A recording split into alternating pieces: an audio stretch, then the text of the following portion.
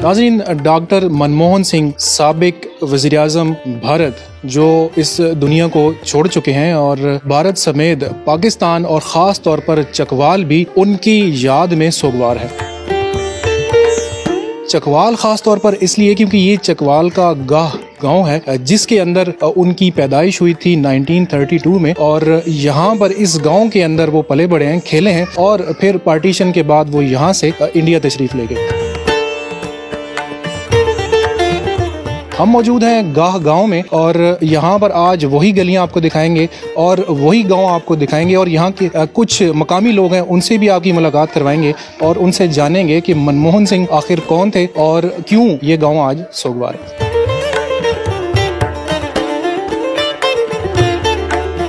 हम इस वक्त मौजूद हैं गांव में और मेरे साथ इस गांव के फोकल पर्सन राजा अब्दुल खालिक साहब मौजूद हैं। इनसे बात करते हैं। अस्सलाम वालेकुम। वालेकुम सलाम। डॉक्टर मनमोहन सिंह और चकवाल, इनका आपस में क्या रिश्ता था, क्या मोहब्बत थी? चोली दामन का साथ। हम तो बाद में पैदा हुए हैं लेकिन हमने बुजुर्गों से सुना है, हमारे बुजुर्ग उनके साथ पढ़ते रहे हैं, तो वो ये बताते थे कि उसको हम बोलते थे मोना, मनमोहन नहीं मोना जी, मोना बोलते थे।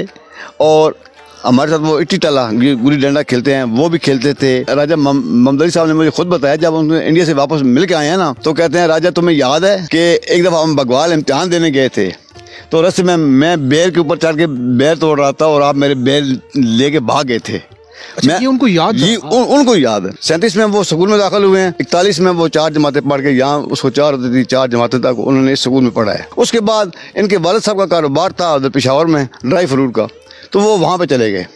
और जब पार्टीशन हुई तो 1947 में, तो वो 41 में उन्होंने ये स्कूल छोड़ा है, तो बाकी 6 साल उन्होंने उधर ही पढ़ा है। वहाँ से फिर वो इंडिया जो है शिफ्ट हुए हैं, लेकिन मरते दम तक उन्हें ये गांव याद था। राय साहब, जब आपको खबर मिली कि मनमोहन साहब जो इस दुनिया को छोड़कर जा चुके हैं, तो आपके क्या जज्बात थे और इस गांव में क्या माहौल था? सर, रात को तकरीबन 10 बजे, 10:15 का टाइम होगा, मैं लेटा हुआ था घर में, तो मुझे इतला मिली और मैंने उसी वक्त राजा आशिक को फ़ोन किया। इसने कहा कि मेरे पास भी अभी इतला आई है कि डॉक्टर साहब इस दुनिया में नहीं है। तो हमारे जो जज्बात थे वो देखने वाले थे। फिर हमने क्या किया कि सुबह के टाइम पे मस्जिद में ऐलान करवाया कि डॉक्टर साहब आज फौत हो गए हैं। जुमा था, लोग आने शुरू हो गए, तो इधर राजा मोहम्मद अली की जो घर था उसी में लोगों ने आकर आए, तो हमने कहा कि जुमे के बाद जो है वो इज्तिमाई तहरीर करेंगे। तो जुमे के बाद फिर तो गांव का बच्चा यहाँ पे इकट्ठा हुआ है, बड़े छोटे सब इकट्ठे हुए। तो सर मिलके सब लोगों ने उनका शौक में हमें और ये पैगाम भी भेजा उनकी फैमिली को कि हम आपके दुख में बराबर के शरीक हैं। डॉक्टर मनमोहन सिंह की इस चकवाल और ख़ास तौर पर जो गांव है इसके लिए बड़ी खिदमात हैं, तो कुछ बता सकते हैं कि इस गांव को मॉडल विलेज बनाने के लिए उन्होंने क्या अपनी खिदमात अंजाम दी? सर, मॉडल विलेज तो बाद की बात है। पहले मैं एक चीज़ अर्ज़ करूं कि मॉडल विलेज तो बाद में बना, तो उन्होंने सबसे पहले एक बयान जारी किया कि मेरे घर के नज़दीक एक मस्जिद है जहाँ पे नमाजी नमाज पढ़ते हैं। पानी ठंडा होता था, मैंने वो मस्जिद देखी हुई है, बिल्कुल मेरे घर के साथ है। तो मैं चाहता हूँ कि उस मस्जिद में मैं जो है वो वाटर हीटिंग सिस्टम लगवा दूँ ताकि लोग जो नमाज पढ़ते हैं, और ये चीज़ हमारे लिए उस मॉडल विलेज से भी बहुत ज़्यादा अहमियत की अमल थी कि उन्होंने हमारी नमाजी के बारे में, गैर मुस्लिम हो के नमाजी के बारे में सोचा। तो ये जो आप यहाँ पे खड़े हैं, ये बैक पे सोलर सिस्टम ये इसी मस्जिद में उन्होंने लगवाया था।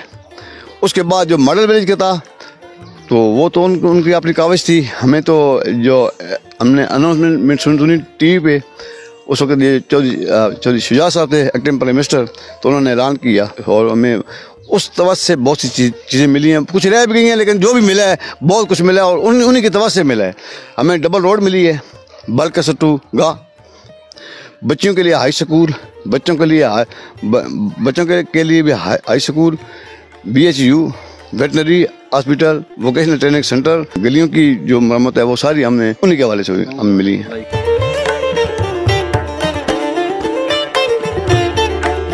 यहाँ से कुछ लोग गए भी थे, गालबन आपके कुछ रिश्तेदार थे जो इंडिया में गए थे उनसे मुलाकात करने के लिए? जी, राजा मोहम्मद अली साहब थे, उनके क्लास फेलो थे, हमारे चचा हैं वो। तो कहते हैं कि जब मेरी उनसे मुलाकात थी तो वो तो हम गेस्ट तो उन्हीं के थे, लेकिन जो हमें वो टाइम मुकर था वो आधा घंटे का था, 30 मिनट का। तो बातों बातों में ऐसे टाइम गुजरा कि वो टाइम तो बहुत ऊपर हो गया। कहते हैं यार ये तो बहुत ऊपर, मुझे तो पता ही नहीं चला। ओके, मैं वो पुरानी यादों में ऐसे खोए हैं, वो पुरानी बातों में ऐसे खोए हैं कि मुझे तो टाइम का एहसास ही नहीं हुआ।